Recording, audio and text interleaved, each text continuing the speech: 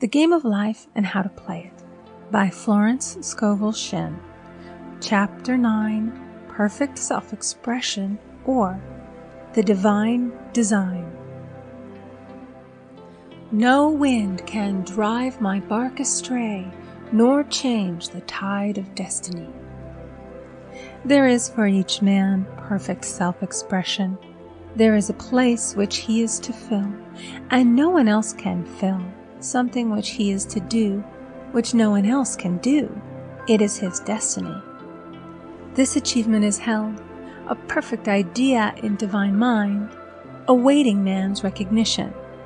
As the imaging faculty is the creative faculty, it is necessary for man to see the idea before it can manifest. So man's highest demand is for the divine design of his life. He may not have the faintest conception of what it is, for there is possibly some marvelous talent hidden deep within him. His demand should be, Infinite Spirit, open the way for the divine design of my life to manifest. Let the genius within me now be released. Let me see clearly the perfect plan. The perfect plan includes health, wealth, love, and perfect self-expression.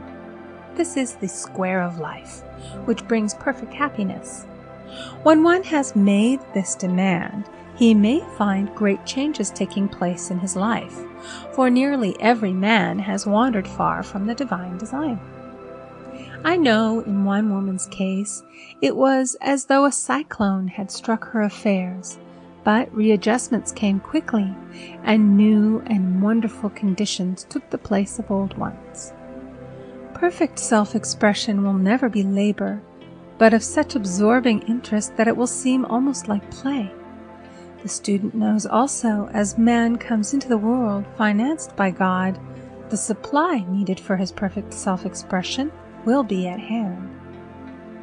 Many a genius has struggled for years with the problem of supply, when his spoken word and faith would have released quickly the necessary funds.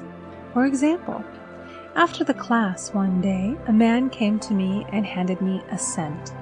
He said, "I have just 7 cents in the world, and I'm going to give you 1, for I have faith in the power of your spoken word. I want you to speak the word for my perfect self-expression and prosperity." I spoke the word and did not see him again until a year later. He came in one day, successful and happy, with a roll of yellow bills in a pocket. He said, "Immediately after you spoke the word, I had a position offered me in a distant city, and am now demonstrating health, happiness, and supply." A woman's self-expression may be in becoming a perfect wife, a perfect mother, a perfect homemaker, and not necessarily in having a public career. Demand definite leads, and the way will be made easy and successful. One should not visualize or force a mental picture. When he demands the divine design to come into his conscious mind, he will receive flashes of inspiration and begin to see himself making some great accomplishment. This is the picture or idea he must hold without wavering. The thing man seeks is seeking him. The telephone was seeking Bell. Parents should never force careers and professions upon their children. With a knowledge of spiritual truth, the divine plan could be spoken for early in childhood or prenatally. A prenatal treatment should be, let the God in this child have perfect self-expression.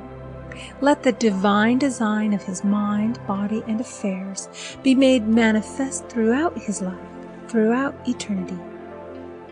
God's will be done, not man's. God's pattern, not man's pattern, is the command we find running through all the scriptures, and the Bible is a book dealing with the science of the mind.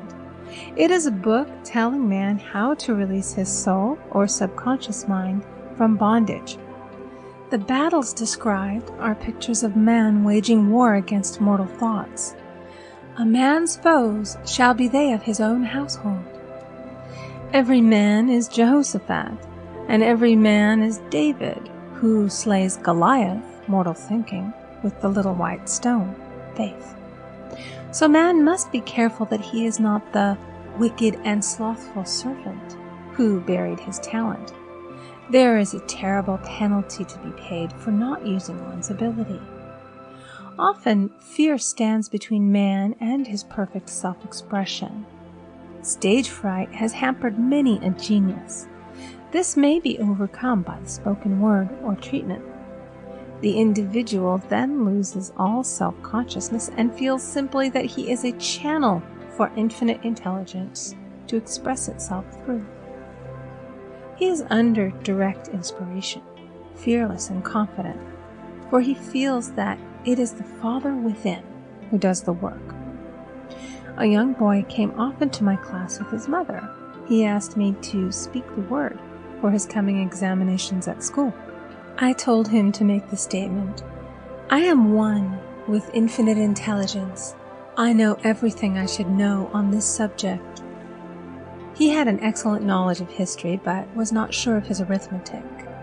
I saw him afterwards, and he said, "I spoke the word for my arithmetic and passed with the highest honors, but I thought I could depend upon myself for history and got a very poor mark." Man often receives a setback when he is too sure of himself, which means he is trusting to his personality and not the Father within. Another of my students gave me an example of this. She took an extended trip abroad one summer, visiting many countries where she was ignorant of the languages. She was calling for guidance and protection every minute, and her affairs went smoothly and miraculously. Her luggage was never delayed nor lost. Accommodations were always ready for her at the best hotels, and she had perfect service wherever she went. She returned to New York. Knowing the language, she felt God was no longer necessary, so looked after her affairs in an ordinary manner. Everything went wrong. Her trunks delayed, amid inharmony and confusion. The student must form the habit of practicing the presence of God every minute. In all thy ways acknowledge him. Nothing is too small or too great. Sometimes an insignificant incident may be the turning point in a man's life. Robert Fulton, watching some boiling water simmering in a tea kettle, saw a steamboat. I have seen a student often keep back his demonstration through resistance or pointing the way. He pins his faith to one channel only and dictates just the way he desires the manifestation to come, which brings things to a standstill. "My way, not your way," is the command of infinite intelligence. Like all power, be it steam or electricity, it must have a non-resistant engine or instrument to work through, and man is that engine or instrument. Over and over again, man is told to stand still. "O Judah, fear not, but tomorrow go out against them, for the Lord will be with you. You shall not need to fight this battle. Set yourselves, stand ye still, and see the salvation of the Lord with you." We see this in the incidents of the $2,000 coming to the woman through the landlord when she became non-resistant and undisturbed, and the woman who won the man's love after all suffering had ceased. The student's goal is poise. Poise is power, for it gives God power a chance to rush through man, to will and to do its good pleasure. Poised, he thinks clearly and makes right decisions quickly. He never misses a trick. Anger blurs the visions, poisons the blood, is the root of many diseases, and causes wrong decision, leading to failure. It has been named one of the worst sins, as its reaction is so harmful. The student learns that in metaphysics, sin has a much broader meaning than in the old teaching. Whatsoever is not of faith is sin.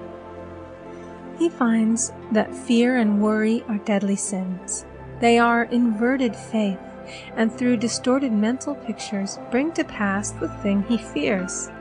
His work is to drive out these enemies from the subconscious mind.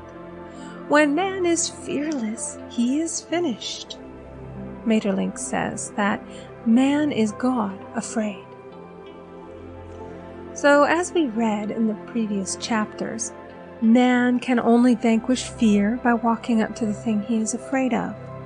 When Jehoshaphat and his army prepared to meet the enemy, singing, "Praise the Lord, for his mercy endureth forever," they found their enemies had destroyed each other, and there was nothing to fight. For example, a woman asked a friend to deliver a message to another friend. The woman feared to give the message, as the reasoning mind said, "Don't get mixed up in this affair. Don't give that message." She was troubled in spirit, for she had given her promise.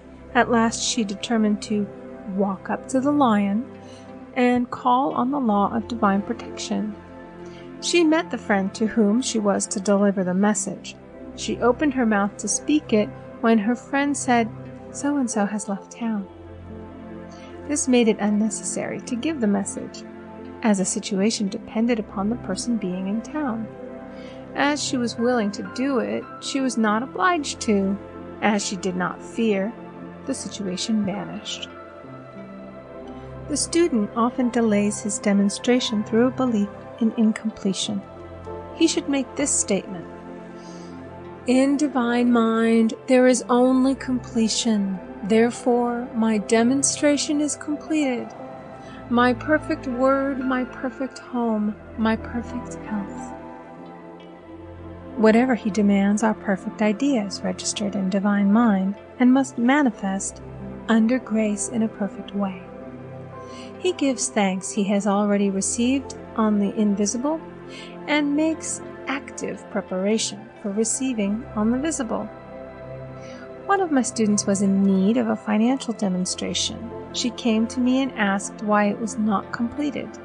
I replied, "Perhaps you are in the habit of leaving things unfinished, and the subconscious has gotten into the habit of not completing. As the without, so the within." She said, "You are right. I often begin things and never finish them. I'll go home and finish something I commenced weeks ago, and I know it will be symbolic of my demonstration."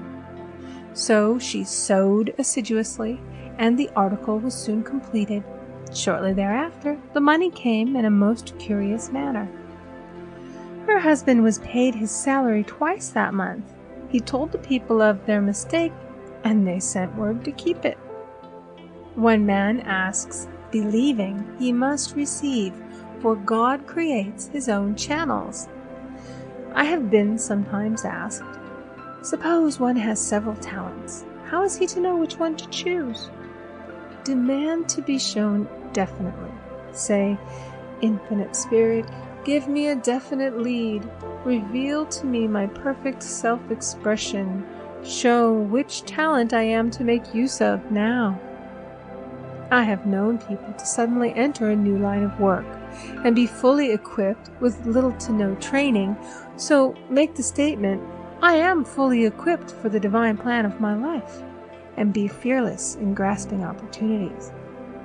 Some people are cheerful givers, but bad receivers. They refuse gifts through pride or some negative reason, thereby blocking their channels, and invariably find themselves eventually with little or nothing. For example, a woman who had given away a great deal of money had a gift offered her of several $1,000s. She refused to take it, saying she did not need it. Shortly thereafter, her finances were tied up, and she found herself in debt for that amount. Man should receive gracefully the bread returning to him upon the water. Freely ye have given, freely ye shall receive. There is always the perfect balance of giving and receiving, and though man should give without thinking of returns, he violates law if he does not accept the returns which come to him, for all gifts are from God, man being merely the channel. A thought of lack should never be held over the giver. For example, when the man gave me 1 cent, I did not say, "Poor man, he cannot afford to give me that." I saw him rich and prosperous with his supply pouring in. It was this thought which brought it. If one has been a bad receiver, he must become a good one, and take even a postage stamp that is given him, and open up his channels for receiving. The Lord loveth a cheerful receiver, as well as a cheerful giver. I have often been asked why one man is born rich and healthy and another poor and sick. Where there is an effect, there is always a cause. There is no such thing as chance. This question is answered through the law of reincarnation. Man goes through many births and deaths until he knows the truth which sets him free. He is drawn back to the earth plane through unsatisfied desire, to pay his karmic debts or to fulfill his destiny. The man born rich and healthy has had pictures in his subconscious mind, in his past life, of health and riches, and the poor and sick man of disease and poverty. Man manifests on any plane the sum total of his subconscious beliefs. However, birth and death are man-made laws, for the wages of sin is death. The Adamic fall in consciousness is through the belief in two powers. The real man, spiritual man, is birthless and deathless. He was never born and has never died. As he was in the beginning, he is now and shall ever be. So through the truth, man is set free from the law of karma, sin, and death, and manifests the man made in his image and likeness. Man's freedom comes through fulfilling his destiny, bringing into manifestation the divine design of his life. His Lord will say unto him, "Well done, thou good and faithful servant. Thou hast been faithful over a few things. I will make thee ruler over many things, death itself. Enter thou into the joy of thy Lord, eternal life."